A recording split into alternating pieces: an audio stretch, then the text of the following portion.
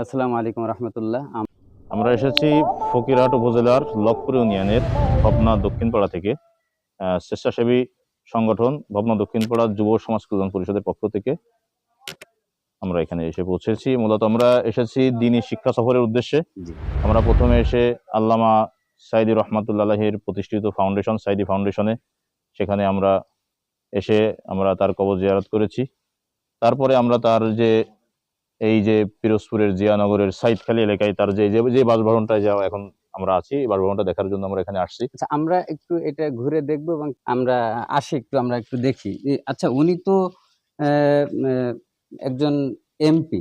জি তো আমরা বাংলাদেশের প্রেক্ষাপট অনুযায়ী যেটা দেখে থাকি, একজন এমপি তার বাড়ি বা তার বিলাসিতা সম্পর্কে আমরা জানি, কিন্তু এমন একজন এমপি আমরা সরাসরি যার বাড়িতে আসছি, আপনি দেখতে পাচ্ছেন এখানে তার যে চাল রয়েছে, এটার যে জরাজীর্ণ অবস্থা, আসলে কি এমনিতেই তিনি কোনো বিলাসিতা বা সম্পদ গড়েননি, নাকি অন্য কোথাও তার বড় বড় বাড়ি বা অট্টালিকা আছে কিনা? আচ্ছা, এটা ওনার আম্মা থাকতেন। ওই যে জায়গাটায় দাঁড়ানো, জি, এই ওখানেই তার মার খাট ছিল, ওখানে জি তিনি শুইতেন। এখানে ইসলামের একটা র‍্যাক ছিল। ওই যে বাচ্চাটা দাঁড়ানো, ওইখানে ছিল একটা চেয়ার। ওই চেয়ারে হুজুরে এসে তার পার কাছে। আর এই যে হুজুরে থাকতেন।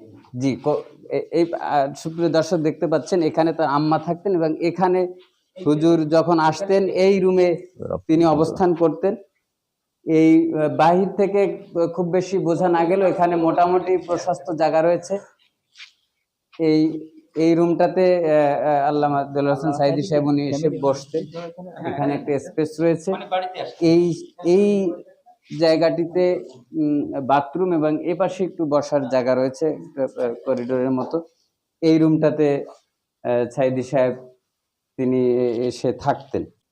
আসলে তিনি তার সারাটা জীবন আমরা যতটুকু জানি বা দেখেছি, তিনি সাদাসিধা জীবন যাপন করে গেছেন, বিলাসিতা কখনো পছন্দ করতেন না। জি তার গোটা জীবনটা তিনি ইসলামের জন্য কাজ করে গেছেন।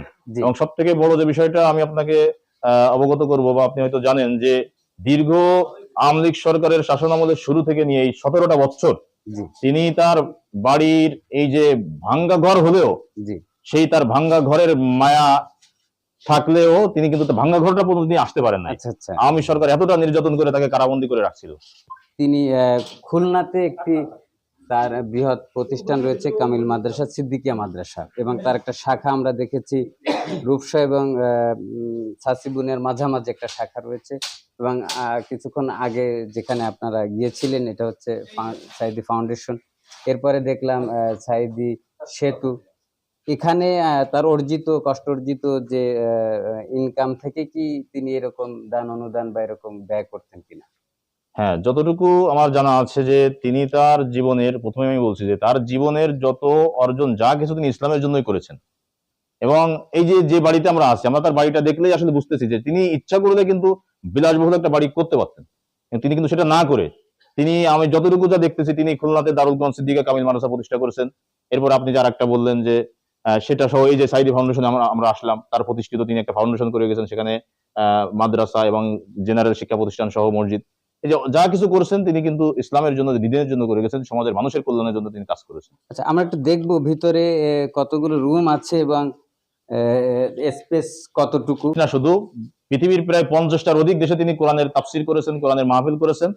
তো তাকে কারাবন্দী করার পর থেকে নিয়ে আজ পর্যন্ত তার একটা ভিডিও রেকর্ড, অডিও রেকর্ড পর্যন্ত অনেক জায়গায় বাজাতে দেওয়া হয়নি। তার কোনো ওয়াজ, একটা চায়ের দোকানে মানুষ তার ওয়াজ শুনবে বা বাড়িতে বসে সাইদি সাহেবের ওয়াজ শুনবে, সেখানেও যে বাধাগ্রস্ত করা হয়েছে। তো দেখা যাচ্ছে যে তিনি তাকে কারাবন্দী রেখে যেভাবে নির্মম নির্যাতন করে তাকে শহীদ করা হয়েছে, তো মানুষের একজন মুসলমান হিসাবে সকলের তামান্না বা সকলের ইচ্ছা আকাঙ্ক্ষা ছিল যে তারা তার জানাজায় শরিক হবে, কিন্তু তার জানাজায় পর্যন্ত মানুষ শরিক হতে পারেনি। আমি নিজেও তার জানাজায় আসতে যে একাধিক বাধার শিকার হয়েছিলাম, এবং জানাজায়ও যারা আসছিল, জানাজা পরবর্তীতে এলাকায় পাড়ায় পাড়ায় তাদেরকে তাল্লাশি করে করে তাদেরকে মামলা হামলায় তাদেরকে জড়িত করা হয়েছে। তা মানুষের ভিতরে যে সাইদি সাহেবের প্রতি যে ভালোবাসা ছিল, আজকে কিন্তু সেই ভালোবাসার টানে তারা জানাজায় শরিক হতে পারেনি। তাদের মনের ভিতরে একটা বড় বেদনা, বড় আকাঙ্ক্ষা, এই জন্য তারা তার ছুটে চলে আসতেছে তার কবরটা দেখার জন্য, তার বাড়িটা দেখার জন্য। এই যে তার ভালোবাসার টানে কিন্তু আজকে মানুষ এখানে ছুটে আসতেছে। আচ্ছা, আপনি, আপনার বাড়ি এখানে? জি ভাই, একটু এখানে হিসেবে কেমন বাস্তবধর্মী ছিলেন আপনার কেমন মনে হচ্ছে এটা একটু আসলে বলবেন? এটা বলার অপেক্ষা রাখেন না। যারা দুনিয়াত্যাগী হন তারা দুনিয়াতে নিজের জন্য খুব বেশি কিছু করেন না। এটাই তার নমুনা আমরা দেখে বুঝতে পারছি যে তিনি একজন এমপি থাকা সত্ত্বেও আমরা দেখি বর্তমানে বিগত 15-16টি বছর যারা আওয়ামী সরকারের আমলে এক একজন এমপি, এক একজন চেয়ারম্যান, উপজেলা চেয়ারম্যান, তাদের বাড়ির হিসাব নাই।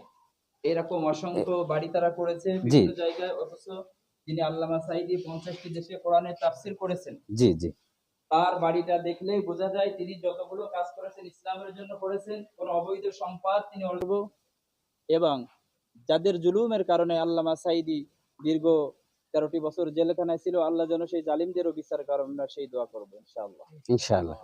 আচ্ছা প্রিয় দর্শক, দেখতে পাচ্ছেন পুরো ভিউটা হচ্ছে এই তার বাড়ির এরিয়া, এই কর্নার থেকে এই কর্নার। যদিও বাহির থেকে খুব একটা ভিতরের ভিউটা বোঝা যায় না, তবে ওখানে মোটামুটি একটা পরিবার বসবাসের জন্য জায়গা রয়েছে। আহ 4টা রুম রয়েছে, 2টো বাথরুম রয়েছে। এই পাশে তার আম্মা থাকতেন, ভিতরে আল্লামা সাঈদী থাকতেন। আম্মার রুমে অ্যাটাচ বাথরুম রয়েছে, তার রুমে অ্যাটাচ বাথরুম রয়েছে। এটাই তার সাদামাটা জীবনযাপন ছিল। তার আম্মা এবং আব্বা যেখানে চিরশায়িত হয়ে গেছেন, আমরা একটু সেই দিকে যাব। এই পাশেই রয়েছে, এখান থেকে তার আম্মা এবং আব্বার দূরেই দেখতে পাচ্ছেন কবর রয়েছে। আমরা সেখানে একটু যাব, একেবারে তাদেরই সীমান্ত বরাবর কাছেই সেই কবরস্থান রয়েছে। আমরা একটু সেটা দেখতে যাব।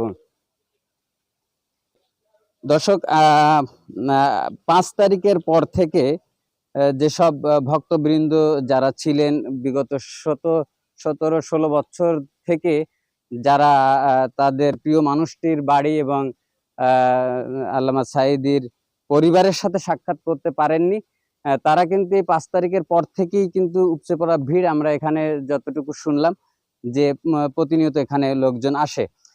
জি দর্শক, এই যে হচ্ছে তার পারিবারিক কবরস্থান, যেখানে সমাহিত রয়েছেন তার শ্রদ্ধেয় পিতা এবং মাতা। তার কবরস্থান 3টা। এটা এই যে দেখতে পাচ্ছি দৃশ্যমান, এটা কার কবর? বোন হয়। আর তার আব্বা এবং আম্মা, এই যে এটা হচ্ছে তার আব্বা আম্মা এর পর থেকে। এদিকে আর এই ছিল হচ্ছে তার পারিবারিক গোরস্থান এবং তার বাসস্থান। এখানে প্রতিনিয়ত বিভিন্ন জেলা থেকে, বাংলাদেশের বহু দূর থেকে দূরের যেসব ভক্তবৃন্দরা রয়েছেন তাকে ভালোবাসতেন, এই প্রিয় মুফাসসিরের বাড়িটা এক নজর দেখার জন্য প্রত্যেকদিন এখানে মানুষ জড়ো হয়। জি।